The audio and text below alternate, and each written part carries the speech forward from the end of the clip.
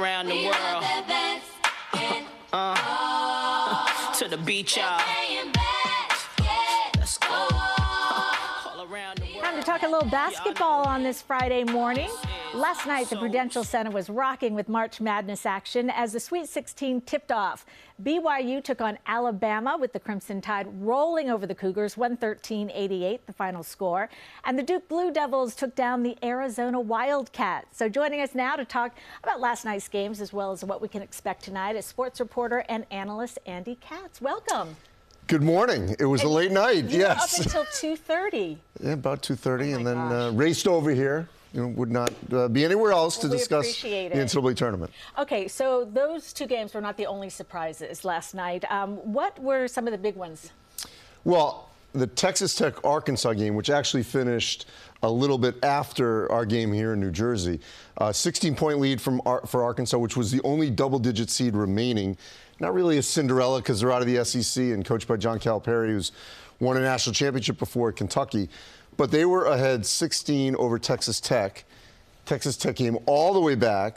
Darian Williams hits a three to tie it to go into regulation, and Texas Tech wins in overtime to advance to the Elite Eight against a Florida team, which was the top seed out of the West, another SEC team, and they took down Maryland. So you've got a Florida-Texas Tech out west, and then a Duke-Alabama matchup where record points scored here in New Jersey or across the river with 100 from Duke, 30 points from Cooper Flagg, who could potentially be the #1 pick, and 34 points from Mark Sears, who had 10 threes. Alabama had 25 threes in that win over BYU, and they scored 113 points, as you said. Okay, so out of the winners last night, who do you expect the most from, throughout this tournament?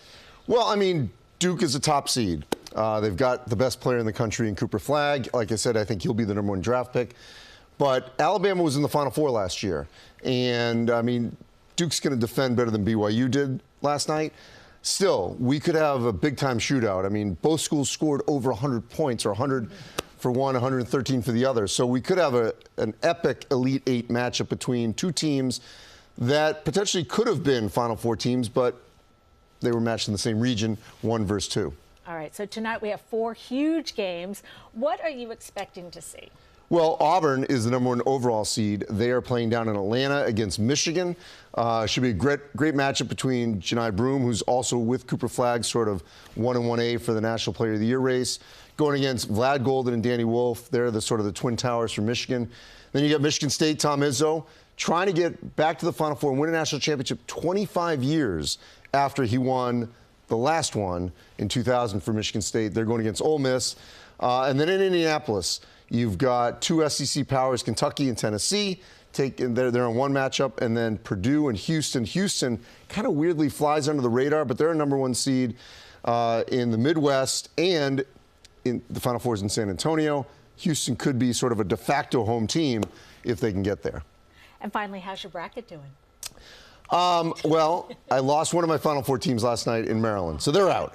But I did have Auburn, I did have Duke, and I did have Houston, so I've got 3 left. So We'll see. But it's not about me. It's about having great games. And you did just so well for getting up at 2 or staying up till 2:30. No, wouldn't mess it. Why not? Andy Katz, thanks so much for joining us. Really appreciate it. Thank you. And for more on the March Madness tournament, head to our website, cbsnewyork.com.